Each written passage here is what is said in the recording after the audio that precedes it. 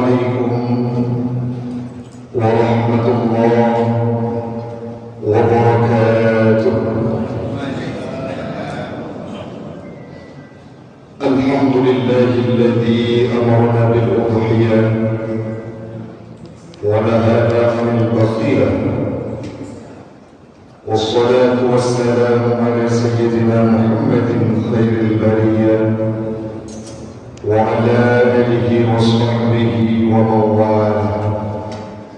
أما بعد فيا عباد الله، اتقوا الله حق تقاته ولا تموتن إلا وأنتم مسلمون. فقال الله تعالى في القرآن الكريم: أعوذ بالله من الشيطان الرجيم، بسم الله الرحمن الرحيم، إنا أعطيناك الكوثر فصل لربك وانحر إن شانئك هو الأبتر. وقال تعالى في آية أخرى: وأطعموا البئيس الفقير الآية. وقال تعالى في آية أخرى: رب هب لي من الصالحين فبشرناه بغلام حليم فلما بلغ معه السعي قال يا بني إني أرى في المنام أني أذبحك فانظر ماذا ترى إلى آخر آية. صدق الله العظيم الشاهدين والشاكرين. إلهي أنت مقصودي ورضاك مطلوبي، أعطني محبتك ومعرفتك. Jamaah sidang sholat maghrib sekeyakinan seakidah yang kami muliakan, marilah sembari kita menunggu waktu Isya, kita niat beriktikaf dan kita isi dengan kajian Islami. Pada malam ini akan kita kupas bagaimana teladannya Nabi Allah Ibrahim dan Ismail, perspektif tafsir atau lebih spesifik tafsir Jalalain, dan ada komparasi dengan tafsir-tafsir lainnya. Yang selanjutnya nanti di akhir akan kita paparkan bagaimana hikmah dari udhiyah itu sendiri.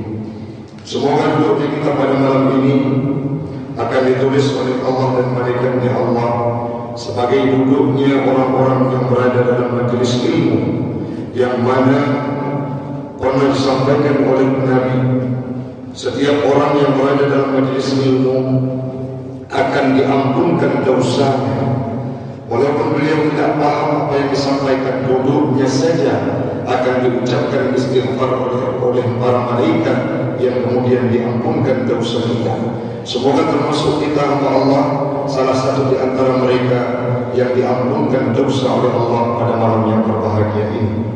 Yang selanjutnya, duduknya kita pada malam ini akan menjadi duduk menggugurkan fardu ainin terhadap menuntut ilmu, karena meninggalkan menuntut ilmu merupakan at-tarku ta'allum kabirah.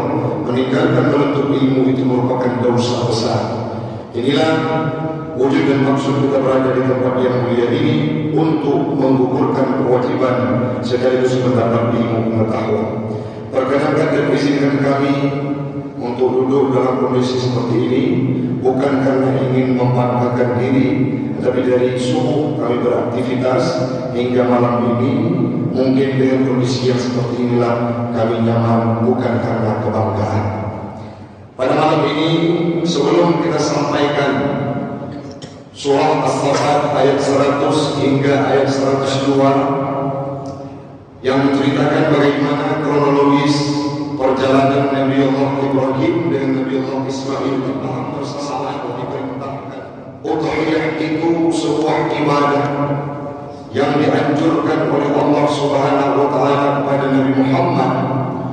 Tradisi dan budaya ibadah ini bukan hanya pada syariat Nabi Allah Nabi Muhammad, melainkan sudah ada dalam sejarah kehidupan Nabi Allah Ibrahim dulunya. seorang ulama Nusantara. Beliau menyampaikan dari organisasi NU ulama terkemuka, menyampaikan bahwa ada satu waktu Nabiullah Ibrahim itu berkorban sejumlah 100 ekor unta, 300 lembu, dan 1000 kibas yang setara dengan kambing.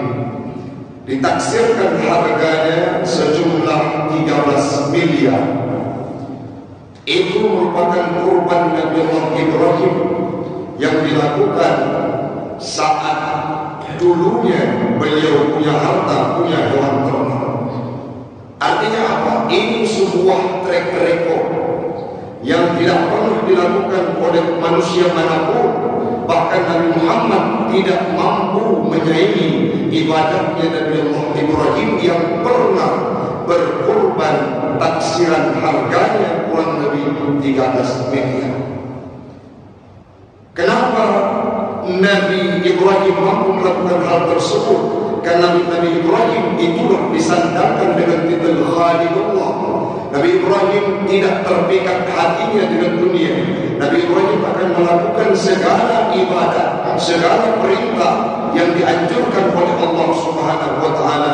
Itu pun yang dijelaskan dalam Hasyiah Sawi karya Imam As-Suyuti. Kenapa Nabi Ibrahim ini disematkan dengan titel Khalilullah? Karena beliau mampu beribadah, melakukan aktivitas-aktivitas yang kadang-kala di luar nalar manusia. Demi adanya hampir bukan hanya orang yang intensi kurban sejumlah 13 miliar orang yang ini Allah. Tapi Nabi Ibrahim sudah mengerjakannya, sehingga beliau dipuji tidak hanya oleh manusia, dipuji oleh para malaikat luar biasa. Patut diberikan sebuah titel yang mulia oleh Allah kepada Nabi Ibrahim Khalilullah.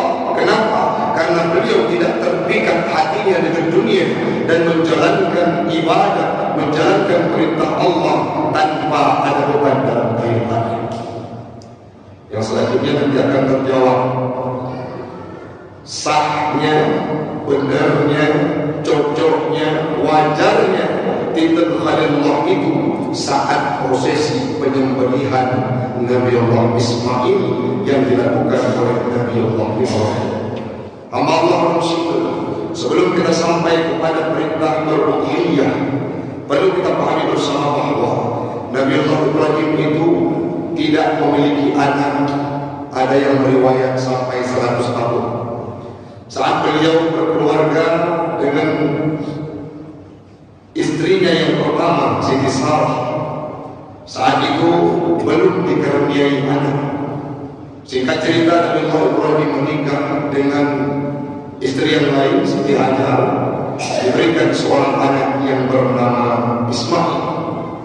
Sebelumnya ada dialog doa yang dipanjatkan oleh Nabi Ibrahim kepada Allah. Bagaimana bunyinya yang difirmankan oleh Allah dalam surah As-Saffat, diceritakan kepada Nabi Muhammad ayat 100. Nabi Ibrahim dulunya, wahai Muhammad, pernah berkata, Rabbi habli minas salihin. Wahai Tuhanku, wahai Rabbku, wahai pemilikku, habli, hibahkanlah, berikanlah li kepadaku waladan salih, waladan seorang anak minas salihin, dari kategori orang-orang yang salih. Ayatnya orang Muslim ini dianjurkan kepada kita yang ingin berharap hadirnya seorang anak dalam kehidupan kita. Pengantin baru yang sudah berharap hadirnya momongan, hadirnya zuriat dalam kehidupan, maka perbanyaklah doa ini. Kalau selesai sholat ataupun dalam kehidupan sehari, apa doanya? Rabbi habli minas shalihin. Ya Allah, berikan kepadaku anak yang soleh. Secara tidak langsung ini merupakan kalimat yang didoakan oleh Nabi Ibrahim meminta hadirnya Nabi Ismail. Maka kalau kita mendoakan dengan doa ini, ada pesan yang tersirat, jadikan zuriatku seperti Nabi Ismail. Yang selanjutnya, poin penting di sana adalah lihat kawin Pak. Tanya anak kujuk rezeki anak belum. Katiduh pun kawin anak. Jangan sampai kita putus asa, karena Nabi Ibrahim ini adalah satu riwayat sampai 100 tahun anak. Tapi saat diberikan seorang anak, melengkapi semua kehidupannya. Sosok Ismail itu merupakan anak yang sangat luar biasa. Bahkan dalam cerita-cerita senior kita, tetangga kita, saudara kita yang pernah berempok gendun, apa yang disampaikan? Ada yang kadang-kala bersabar sampai 13 tahun, berdoa kepada Allah, 13 tahun diberikan seorang anak, bahkan 2 anaknya yang siap berada dalam koridor agama Islam. Nah, yang cerita lo 20 itu baru na'ani. Maka ini sebuah poin penting dari ayat yang kita bacakan. Rabbi habli minas shalihin, berikanlah anak kepada kami, anak yang saleh. Walaupun detik ini belum dihadirkan, bersabar, jangan putus asa. Itu yang pertama. Lelaki Nabi Ibrahim Allah, lelaki Sidro wal anak yang saleh. Tiba-tiba ada cerita yang tertuang di dalamnya. Nabi Allah Ibrahim melaksanakan udhiyah, melaksanakan korban penyembelihan. Sirtuh bunda 300 lembu, 1000 kibas, sehingga saat itu dipuji oleh manusia, dipuji oleh para malaikat, timbul sifat manusiawinya. Apa itu? Beliau berkata, seandainya tidak hanya binatang ini, tidak hanya hewan ternak yang kumiliki, andai kata Allah ingin meminta aku diberikan seorang anak, Allah memerintahkan untuk menyembelihkannya, aku pun siap, yaitu perintah dari Allah. Singkat cerita, Nabi Ibrahim bernazar. Ucapkan kalimat tersebut, bulan berganti bulan, tahun berganti tahun. Singkat cerita, fabasyarnahu bighulamin halim. Basyara dalam istilah firman Allah itu merupakan kabar gembira, sedangkan kabar ketakutan dalam firman Allah diistilahkan dengan nadhira. Nabi Muhammad itu untuk menyampaikan basyara wa nadhira, maka diungkapkan fabasyarnahu bighulamin halim, maka Allah berikan kabar gembira kepada Nabi Allah Ibrahim bighulamin halim, dengan seorang pengulang. Pengulang itu merupakan panggilan kepada Nabi Allah Ismail saat beliau sarir waktu kecil. Itu juga ditafsirkan dalam tafsir Al-Khazin, dalam tafsir Al-Mubarak. Ghulam bukan maksudnya budak, bukan maksudnya hamba sahaya, melainkan ghulam panggilan saat kecil, sedangkan halim penisbahan nama panggilan kepada Nabi Ismail saat beliau kabir, sudah mulai dewasa.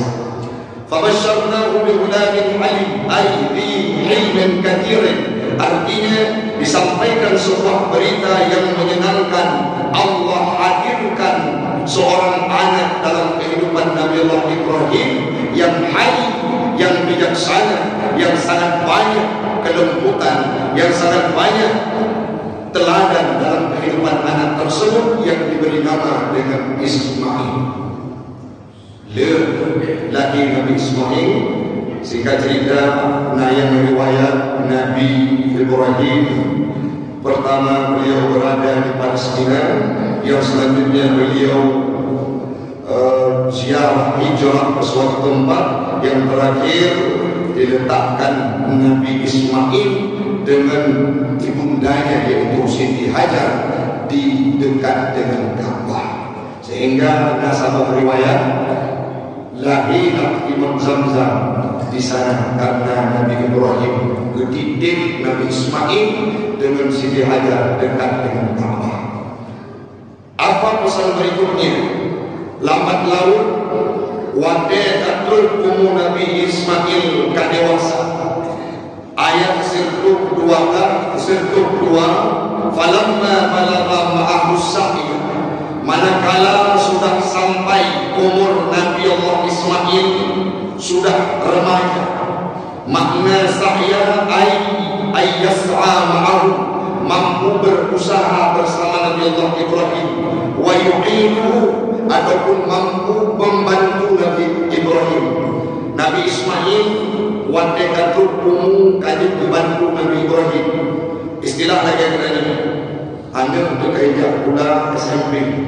Saat kita berniaga dia sudah bisa membantu. Maka umur Nabi Allah Ismail saat ini disembelih, umurnya dan sudah mampu bekerja bersama Nabi Ibrahim membantu beliau. Ada wakilan balaga sabasinin, ada yang berpendapat umur Nabi Ismail waktu itu 7 tahun. Wakilan salasa asyar sana, ada yang berpendapat 13 tahun. Maka pendapat inilah yang dikemukakan bahwa Nabi Ismail pada saat ini disembelih umurnya taksiran dari 7 hingga 13 tahun. Jadi umur SMP. Saat itu qala, berkatalah Nabi Allah Ibrahim, ya bunayya inni ara fil manam.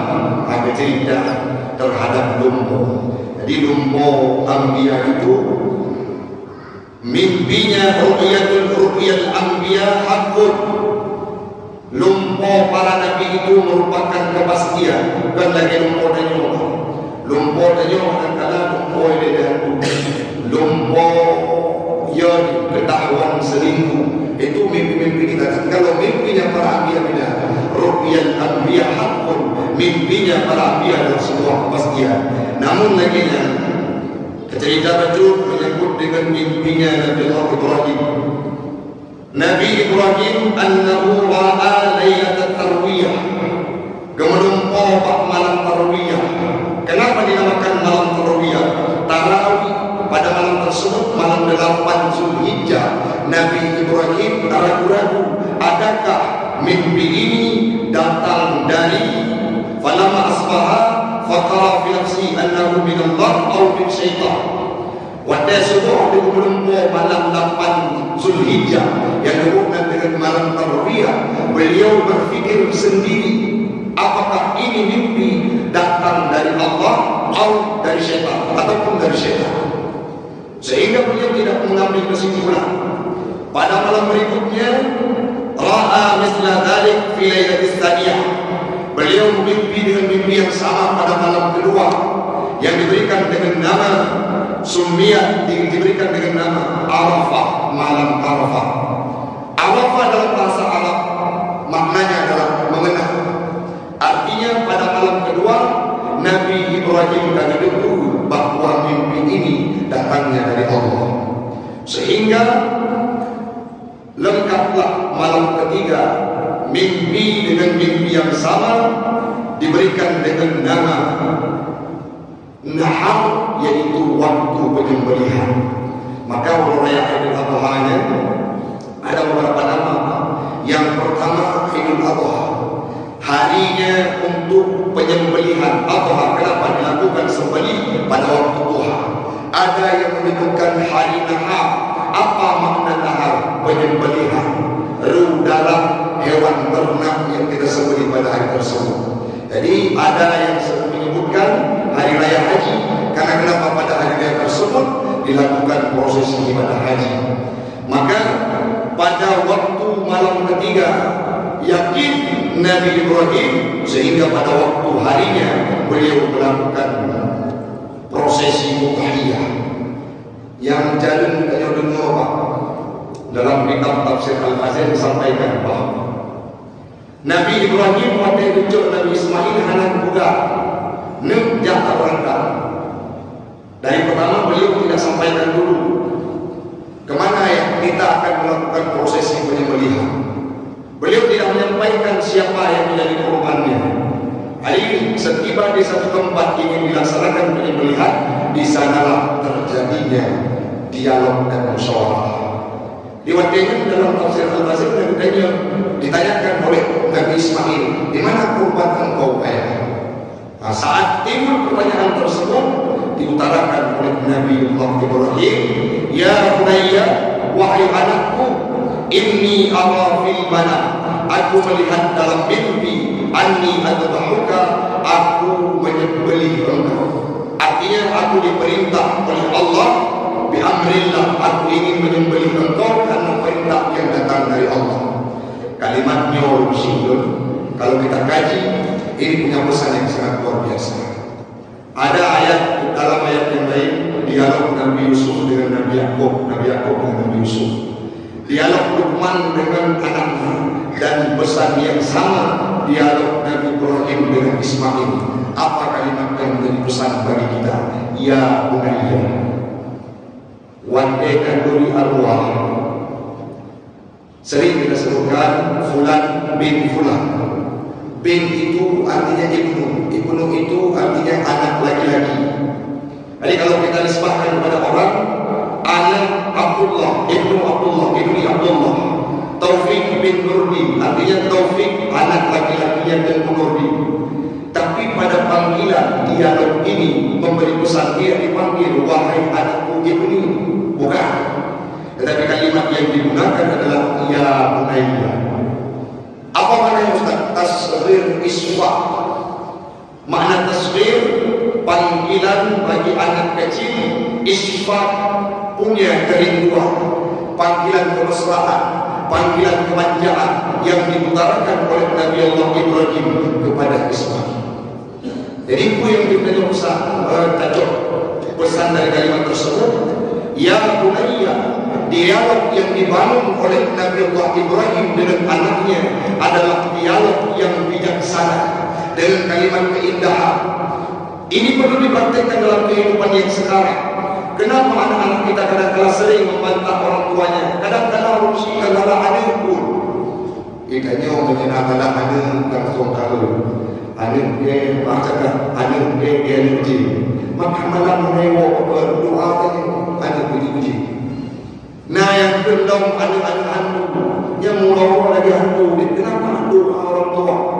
Tapi kalau memang ingin anak kita berhasil, sebutkan kalimat-kalimat yang indah, panggil dia dengan kalimat yang luar biasa.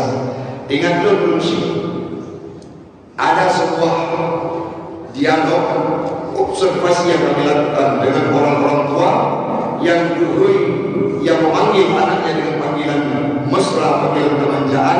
Rata-rata anak tersebut, santri-santri yang berada di antara, saat pulang ke rumah dialog dengan orang tuanya yang ada muda, ada yang panggil abang, wahai anakku, adik, dengan panggilan keindahan, tidak disebutkan namanya. Rata-rata mereka menjadi pribadi yang tidak membantah. Jadi menjadi pribadi yang lembut, menjadi pribadi yang patuh kepada orang tuanya. Kenapa? Dari panggilan mencerminkan kepatuhan mereka. Maka menyoba-nyoba, ada yang dipanggil tiga, ada yang panggil kalimat-kalimat namanya bagus, kadang-kadang ada bin agak tinggi baju oleh orang. Artinya nama tersebut mencerminkan anak kita nanti akan menjadi pribadi yang membantah. Maka pekan lembut Nabi Ismail salah satu adalah ada tindak yang tidak otoriter dari Nabi Allah Ibrahim. Panggilan pun yang digunakan dengan panggilan kemesraan, ya bunayya, wahai anakku, wahai anak yang belum sayang. Itu cermin ataupun makna panggilan daripada ya bunayya. Setelahnya pesan kedua dari kalimat ini, dari kalimat yang diutarakan difirmankan oleh Allah, adanya musyawarah yang dilakukan oleh Nabi Allah Ibrahim kepada anaknya. Memang betul ini merupakan perintah dari Allah, tetapi tidak potong kompas. Nabi Ibrahim itu tidak otoriter, tidak langsung anak muda gak cok sikit beliau ambil pisau karena semata-mata perintah dari Allah. Apalagi mimpinya sudah 3 malam, sudah pasti diambil pisau langsung disembelih Nabi Ismail. Tidak. Tapi gimana? Ada dialog, tidak otoriter. Jadi ini yang kurang dari kehidupan, khususnya kita-kita yang berada di kota sekolah. Nah, komunikasi yang dilakukan oleh pemuda-pemuda gerakan pemuda suku, salah satunya adalah Dengkurasi, remaja masjid Jami. Apa yang beliau pernah kemukakan dengan komunikasi-komunikasi begal tahunan tersebut. Wanita mengadu kadang-kadang apa? Hanya ditentukan orang yang salah. Kenapa? Tengku, kamu ngomong orang tua itu tidak semacam tidak ada pengaruh bagi kamu. Dan tidak pernah terbangun komunikasi yang efektif dalam kehidupan kami. Anak pernah peduli kepada kamu. Kadang-kadang jajan kamu pernah ditanya, pendidikan kamu pernah ditanya, bagaimana pergaulanmu tidak ditanyakan. Memang ada kadang-kadang yang ikut-ikutan, tapi saat kita dengarkan kalimat yang diutarakan oleh anak yang tadi, rasa-rasanya benar. Tanya lagi ibu kerja. Nak pernah kebayangkan ajan wade ke angin. Nak pernah kebayang ke jamun saat pertama-pertama ada anak kita masih kecil, itu sering kita bawa ke tempat main. Kadang-kadang anak si beribu di malam yang memang khusus kita simpan semua alat-alat yang mengganggu, kita habiskan waktu dengan mereka. Waktu itu sebelum SD, sebelum TK, sebelum mereka beranjak SMP, saat sudah mulai SMP dan SMA, baik nilai kepegang adanya komunikasi efektif, daing apa pun kedua kali, pulang pakat-pakat tu pakai kopi balik. Mereka akan malu dengan kita karena kawan kita. Kita pun akan malu dengan mereka karena kita mengenal rahasia kita. Ini adalah dampaknya bagaimana terjadinya terbentuklah komunitas anak-anak yang tidak lagi patuh kepada orang tua, bahkan kepada orang lain, termasuk kepada syariat Islam. Maka kita jangan semata-mata menyalahkan orang lain, tapi kadang-kadang jauh yang salah. Anu liulahi kami, lihat tabungan yang kena saya batas anak kita. Selebihnya apapun yang mereka kerjakan, kalau kejahatan nisbahkan kepada gurunya. Kayaknya benar kan? Waktu berupa ada min, ini lagi Ustaz Fakrul. Berbah. Waktu berupa ada min yang salah, yang pertama diungkapkan anak dari mana? Ada kadang-kadang disebutkan SMP 2 mana? Seorang kepala sekolah. Padahal saat ada kesalahan yang perlu ditanyakan adalah siapa orang tuanya. Tepuan hanya dia, karena pendidikan yang paling penting diawali dari keluarga. Mana contohnya? Nabi Allah Ibrahim mendidik anaknya sendiri. Dididik dengan penuh kelembutan. Ada musyawarah, ada dialog, ada kontemplasi, ada tukar pikiran. Walaupun perintah dari Allah, ada muncul musyawarah terhadap perintah tersebut. Sehingga lahirlah Nabi Ismail yang sangat patuh kepada orang tuanya. Ditanya oleh Nabi Allah Ibrahim, mana? Gimana pendapat kita? Fandur mada tara. Bagaimana pendapatmu terhadap perintah yang dibebankan kepadaku oleh Allah? Kalau itu perintah dari Allah, wahai ayah, if'al ma tu'maru. Ya abadi, wahai ayahku, if'al ma tu'maru, kerjakan perintah tersebut. Sebelumnya truk syaitan, datang syaitan untuk meraih Nabi Allah Ismail. Ismail senang itu diambil nyawa yang kan proses perjalanan belum diketahui oleh Nabi Allah Ismail bahwa korbannya itu Nabi Ismail. Saat sebelum sampai ke tempat penyembelihan, sudah keluar datang syaitan untuk menggoda Nabi Ismail. Ikut syaitan Ismail, nyan ayah engkau Nabi Allah Ibrahim berkorban bukan binatang, bukan hewan ternak, tapi engkau yang akan dijadikan sebagai korban. Tidak mungkin seorang ayah, dijawab oleh Nabi Ismail, tidak mungkin seorang ayah tega menyembelih anaknya. Mungkin Ismail karena dianggap itu perintah dari Allah. Bukan perintah dari Allah, aku pun siap, kata Nabi Allah Ismail. Ada yang meriwayat diambil batu dilempar kepada syaitan tersebut sehingga diawalikan dengan ibadah lompat jamaah. Tiba-tiba datang syaitan kepada Siti Hajar. Di sana pun terdapat dialog, kalau seandainya itu perintah dari Allah, wahai syaitan, jangankan Ismail, aku pun siap untuk disembelih. Maka syaitan iblis sangat sedih. Kapan? Kesedihan yang tidak ada duanya adalah saat prosesi penyembelihan Nabi Ismail. Hinantu setan paling buruk, momen yang paling sakral, momen yang paling sedih yang terjadi pada setan dan iblis adalah saat praktek penyembelihan Nabi Ismail. Kenapa? Rasanya tidak ada makhluk yang paling mulia yang mampu menjalankan perintah Allah melainkan keluarga tersebut. Yang selanjutnya, singkat cerita, terjadilah penyembelihan, namun qudratullah tidak terjadi karena Allah cuma ingin menampakkan kepada para malaikat bahwa patutlah, sinkron dengan cerita yang pertama, patutlah Nabi Allah Ibrahim ini disandang dengan titel Khalilullah. Masyaqqahnya proses penyembelihan, susahnya proses penyembelihan, anak yang ditunggu puluh-puluhan tahun tiba-tiba lahir dengan kondisi sangat lengkap dan dicintai, sangat santun, berakhlak mulia. Timbul perintah sembelihkan anakmu. Akhirnya Nabi Ibrahim pun berita. Saat sudah terjadinya proses penyembelihan, diperintahkan oleh Allah kepada Jibril, ambil kibas dari surga, ganti lehernya Nabi Ismail.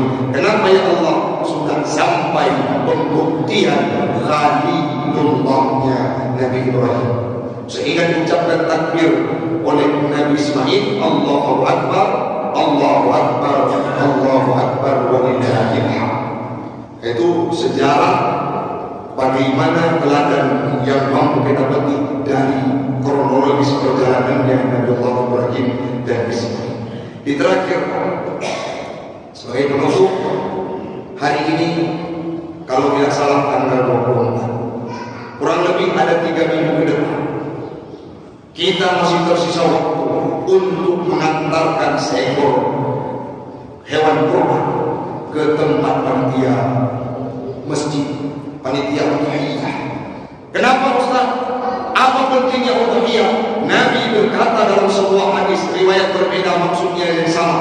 Ada saya baca dalam satu riwayat, man kana lahu sa'a falam yudhi fala taqribanna musallan. Orang-orang yang sudah punya harta keluasan, punya kemampuan, segala fasilitas hidupnya mampu diwujudkan dengan ekonominya, dengan hartanya, falam yudhi, belum berudhiyah. Apa yang disampaikan oleh Nabi? Fala taqribanna musallana, jangan hadir mereka ke tempat sholat kami. Kalimat yang digunakan oleh Nabi adalah taqribanna, fala taqribanna, digunakan nun taukid sakinah. Apa maknanya? Benar-benar Nabi mengejar orang-orang yang punya harta tidak mau berkorban. Dalam riwayat Baihaqi, fala yahtur masjidi, jangan hadir ke masjid kami, tempat kami sholat.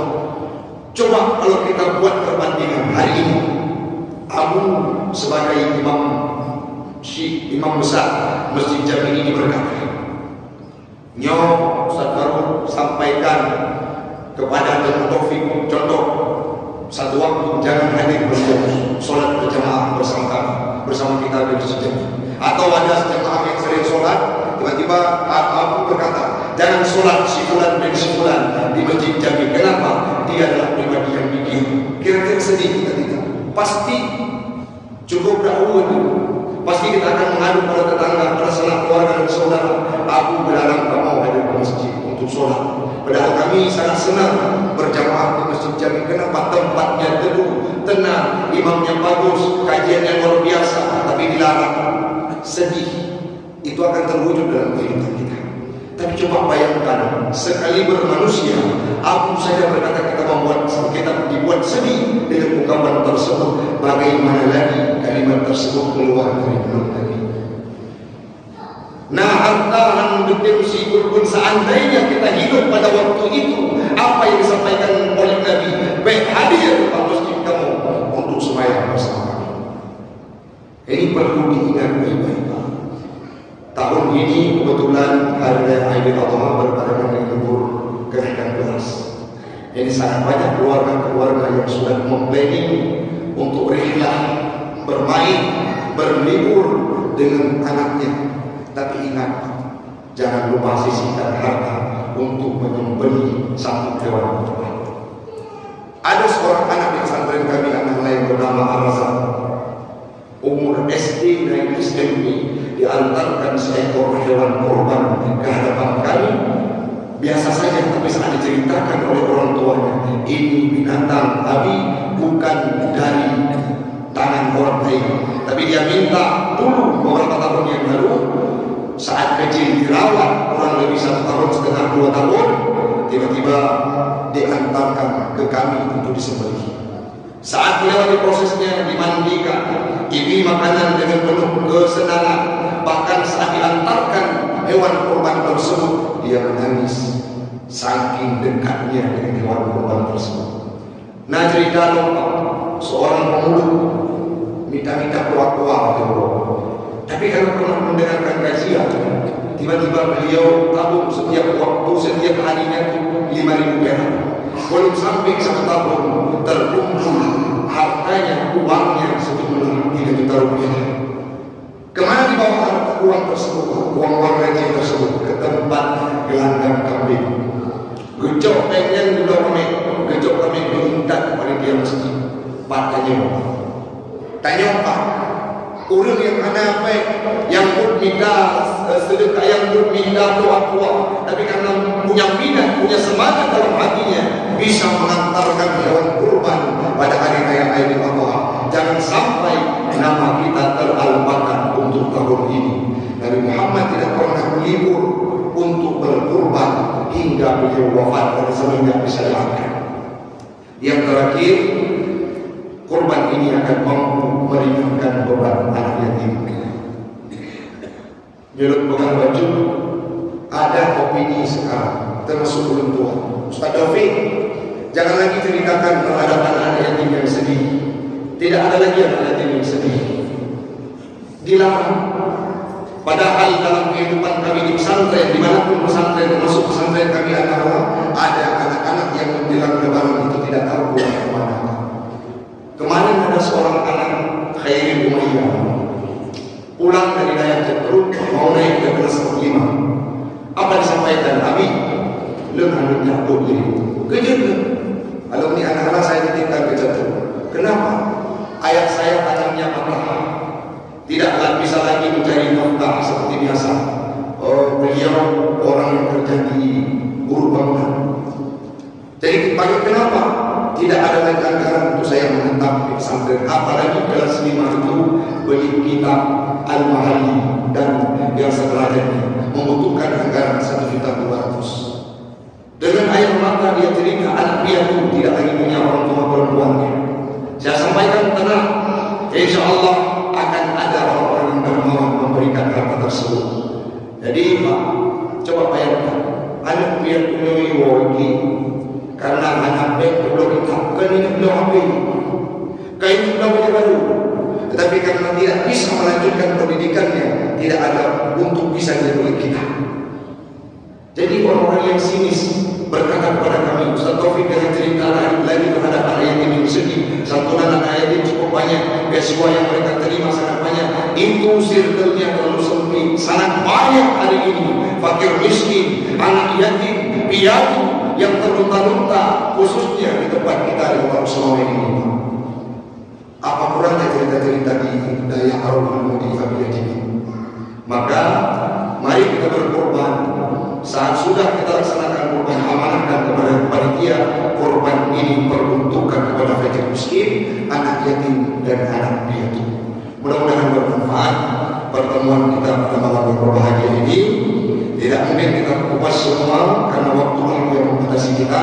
Insya Allah di lain kesempatan kita akan berjumpa kembali. Alhamdulillah wa iyyakum.